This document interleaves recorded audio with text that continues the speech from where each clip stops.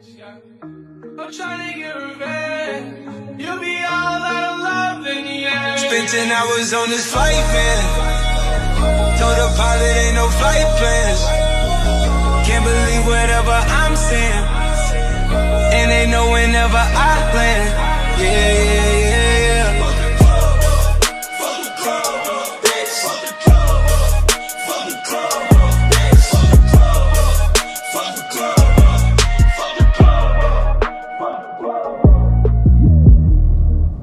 Welcome back to YouTube, my friends. Today we are in my flat again. I don't think we filmed it yet, Ben. Ben's first time in my gaff. I've just had breakfast, just had a lovely bowl of oats, very gourmet style bowl of oats, deluxe, made by my girlfriend who's in my bedroom. We're going to be training posterior today. Don't know if she's going to train with me or not, but it'll be my posterior session, which I was quite keen to get filmed. I said to Ben, I want to do a Saturday. I just want to get a posterior session done. I've been doing straight leg deads, which is the first time in my lifting career that I've been able to like heavy hinge from the floor, and I've actually been really getting on with them, touch wood, so far, which is cool. So we'll take you through that, take you through the posterior session. It's, in terms of like the actual session, it's relatively short on paper, but obviously with warming up for deads, I have like single leg press after that. It ends up taking quite a while. And obviously, as you saw, I think in probably 2 videos ago, I had to do all that rehab work at the start, so or prehab work. So I have to do that as well, so it will take quite a while. But I'll take you through it all, take you through deadlifts, and I might try and deliver some tips around how I've managed to start deadlifting safely and without pain. Pre and post going in, so as always, man, suffering knees pre-pump. I'm not gonna have any stim today because as you can see, I've had some coffee and it's only 9:30. I don't want to overdo it, especially on like deadlift day. So we'll run with pre-pump. Should be more than enough to get what I need out of it. And then I've been running with this post-workout recently.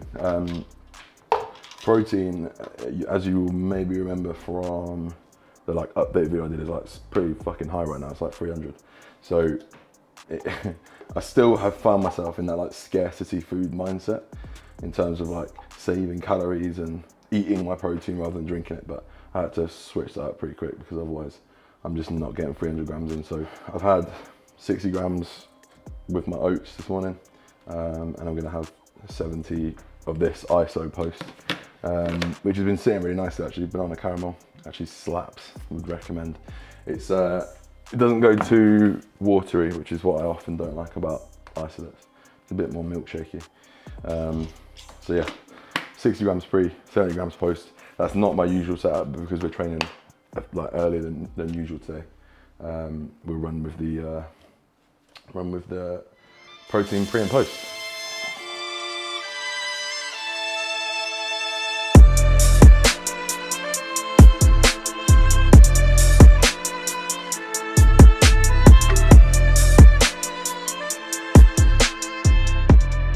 I just said to Ben, I was like, I need to do my jabs today.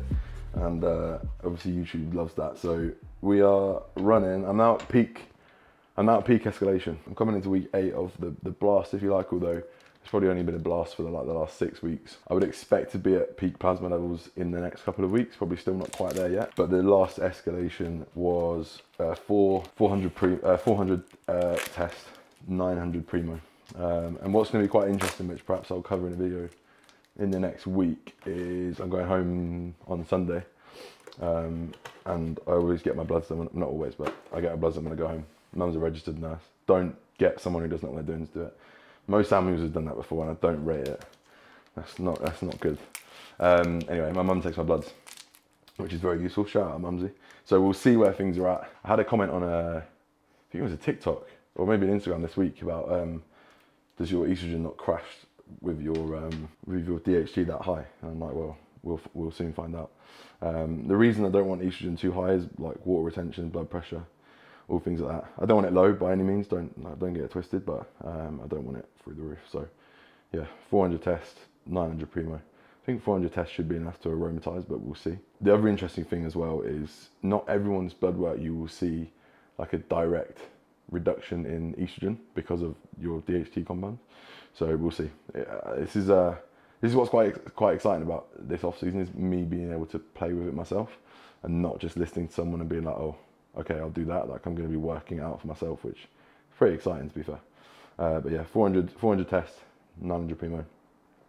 I've actually pulled out growth for the next couple of weeks because this is so not ideal. But I have a wedding next weekend, the week after next, and it's one of my best friends. And I went to get my suit fitted like before, like pre-blast, and I'm not joking, like everything feels a lot tighter right now. So I'm gonna try and pull back a little bit if I can. So whatever, it is what it is. But training performance has been good, and I did just say as well, I'm gonna be moving a bit more purposefully into like a fat loss phase now as well, which I'll talk about more in a bit, because I really want to tell you about what I'm going to do about it if you haven't seen it already.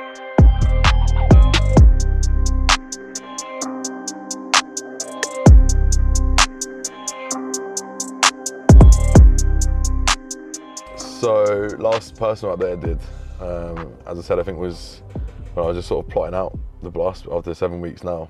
So it's been like initial changes. I've not really increased my food. It's been between like around just over 3,000, and my weight's gone from 114 to like 124, which is a lot and a bit more than I'm happy with. Some of that is obviously to be water retention from like primo, from growth. Some of it will hopefully be muscle, given that training has improved. And some of it I think is just this like unexplained phenomenon in bodybuilding where you take steroids and your weight goes up and then you take them out and it drops off, so just like fullness. I'm definitely feeling like training performance is improving. I definitely feel like fuller in the gym and fuller in terms of the visuals, but it's just a bit quick for me. Like I don't want it going up that quick, and 124 is like 4 kilos off my heaviest ever weigh-in. So I don't need to be this heavy right now, otherwise I'm going to struggle. So a little interesting thing going forwards. I've been doing a bit of research into this semaglutide, which is effectively like a GLP-1 agonist. GLP stands for glucagon-like peptide 1, and it's a gut hormone that effectively impacts gastric empty, and it impacts your hunger signaling and things like that. So I've admittedly been struggling with appetite literally since I stepped off stage last year. I think that's why when I was trying to lose, well, combined with poor hormone situation, when I was like natty, that was why I was struggling to get leaner. And that's like continued now. Obviously, normally when you go back on anabolics as well, your training performance improves, like your appetite goes up as well. So I'm kind of battling that because my output is good, doing like 8,000 steps a day. I'm hitting cardio 20 minutes 5 times a week. I just should be like improving my body composition, in my opinion. So it's got to be down to the food, which means that at the moment I just literally need to eat less, but I don't feel like I can do that. So the research around semaglutide has been pretty amazing, particularly in like obese populations, just in terms of like people not wanting to eat. I was listening to a podcast this week with Mike Israel, Renaissance Strength or RP Strength, whatever, and they're likening it to like, you know, at the peak of your off season when you're eating like whatever 6,000 calories, you can't be asked to even look at food, let alone eat it. Like that's where they're telling you it puts your mind, which to me just sounds like an absolute dream, because I think my life is like governed by food appetite, like particularly in the evenings. So yeah, I'm going to be implementing that from next week. So it'll be interesting to see, because effectively it will mean I can just like quite drastically reduce my food intake and not feel the effects in terms of like appetite, cravings and adherence, which is genuinely what I'm struggling with.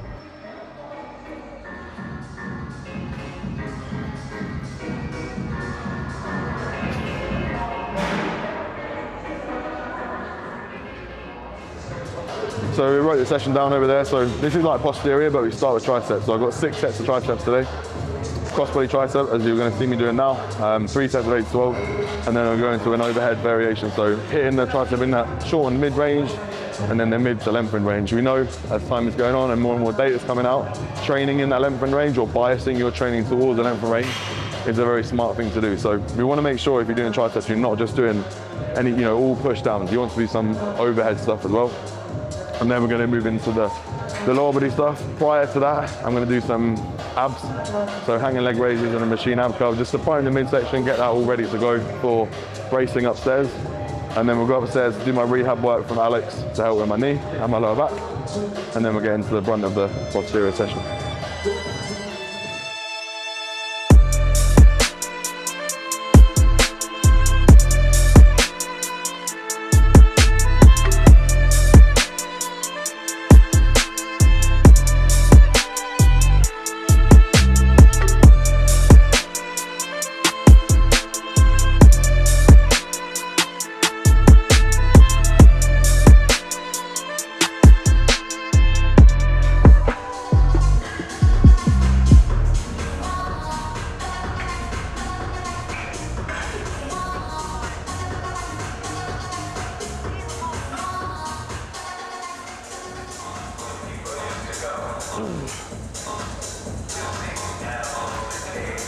So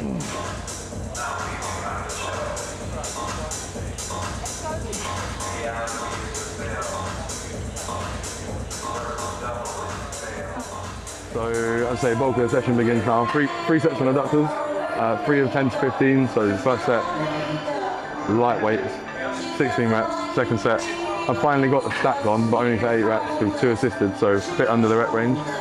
And then now I'm going to do somewhere between the two, so like 170 pounds, which is still just fucking weak as piss, man. Remember 2 off seasons ago with Josh, and he had a 220s on his gym things. A joke. But I put it down to his football playing days. I was never very good at football, so.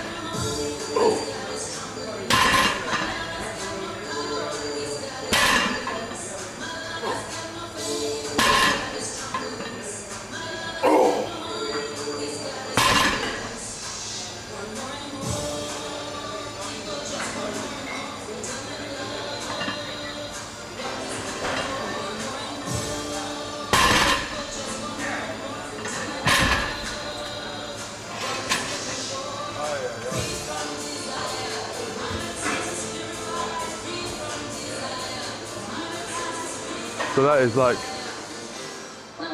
the 7th time in my life I've ever done straight leg dead. So I'm very happy with how they're coming along. What I'm finding is that, like, regardless of how the day has been before the deadlift, regardless of even really how the feeder sets feel, because like that last feeder set I did on 180, so fucking hell, that felt heavy, but I seem to just gradually come into it, and then the top set feels, the top set felt good. Last week we got 5, so I got 6 this week, I think, anyway. 6 at 210. I need to get that to 8, and then I'll go to 220, which will be 5 plates. So that's a pretty cool little goal, like a little milestone for me. 5 plate straight leg dead's not bad. And then the back off, I was really happy with there. I'm thinking maybe next week or in a few weeks at some point, I'll remove the block for a couple of reasons. To be honest, I feel like I'm getting better at the movement. I need to like assess my range on like a feeder set on camera, but it's just fucking annoying. Like deadlifting off plates is really annoying because I find myself thinking, oh, they need to land in the right place. They're rolling back and forth. Like I almost just want to do it off a soft block sort of thing. But anyway, I was happy with that. That back off set was really good. The pace was good. Didn't feel shaky or anything going into it. So there we go. That's the meat and potatoes of this day. Single leg press now. And then line leg curl and calves and we're done. That makes it sound like nothing, it's quite a lot still.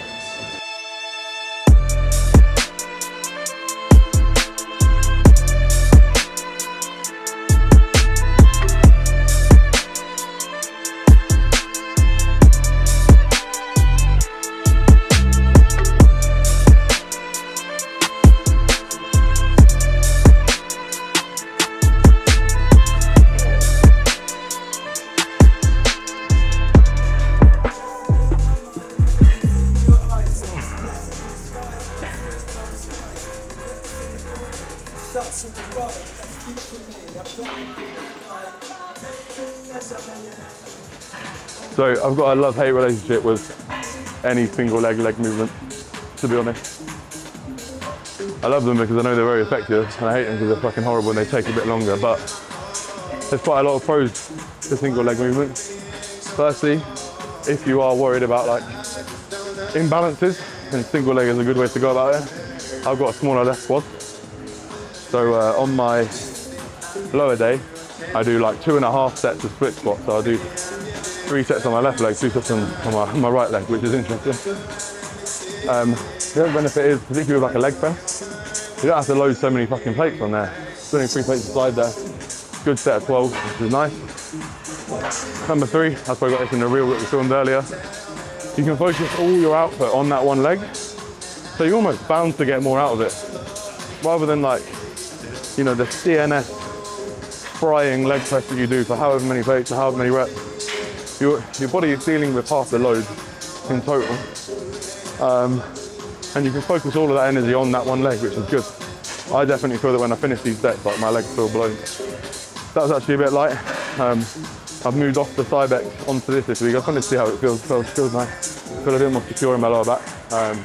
So I'll run this up now. I'm going to go a little bit heavier for the second set because I've got 12 reps there. And as you can see, I'm trying to go super deep. So this single leg press, like a big focus for it is like not only quads, but like adductors, hams, glutes as well. So you can see I'm literally going as deep as I possibly can, which feels pretty good. So yeah, one more set here. And then the final little thing, so I've been doing a little bit more learning, as I'm sure lots of us have recently. Length and partials and all the data coming out around spending more time in that length and range or doing more length and bias movements. Now obviously a leg press kind of in and of itself is a bit of a length and partial anyway, because there's not that much challenge at the top, all the challenge is at the bottom, so you kind of milk it anyway. But what you can see me doing there is that I wasn't locking out, I was trying to just go up maybe 3/4 of the way, come back down. So I'm not going to get a lot out of doing that at the top. There's minimal resistance up there, maximal like strength profile for my muscles, so come in as deep as I can, kind of trying to explode out that length and range and just come back into that length and range again. So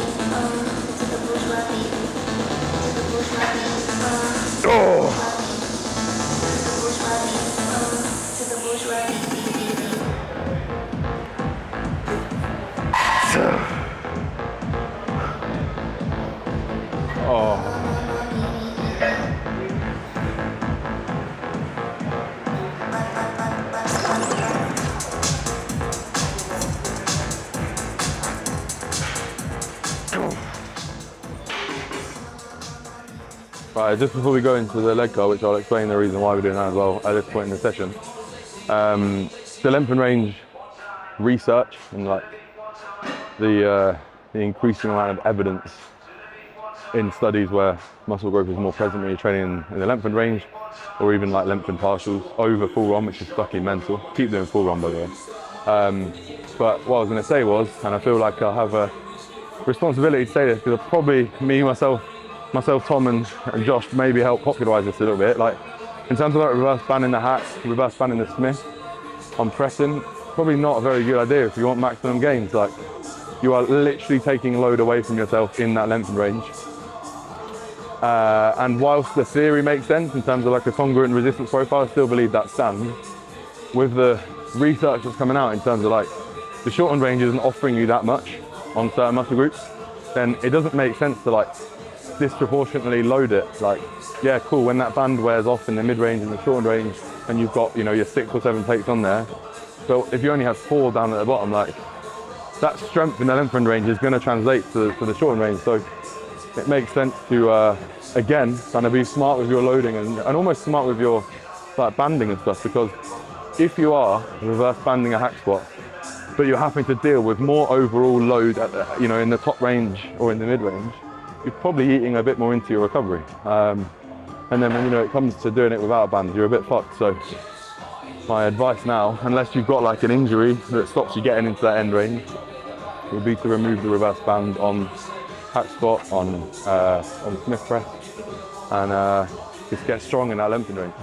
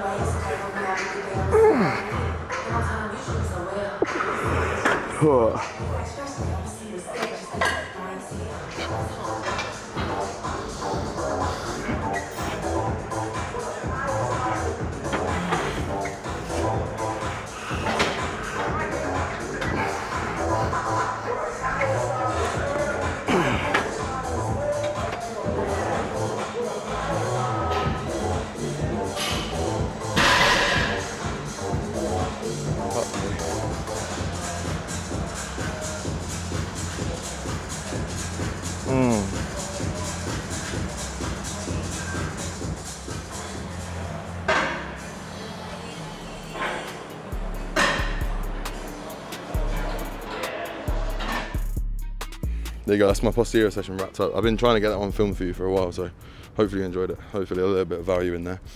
Before I forget, the reason we finished with the lying leg curl is because after like deadlifting and leg pressing, you're basically spending the whole time like compressing your spine. So then lying hamstring curl is going to stretch you out a little bit, so that's why we finished with that. But hopefully you enjoyed that one. Any questions, stick them in the comments. I'll see you in the next one.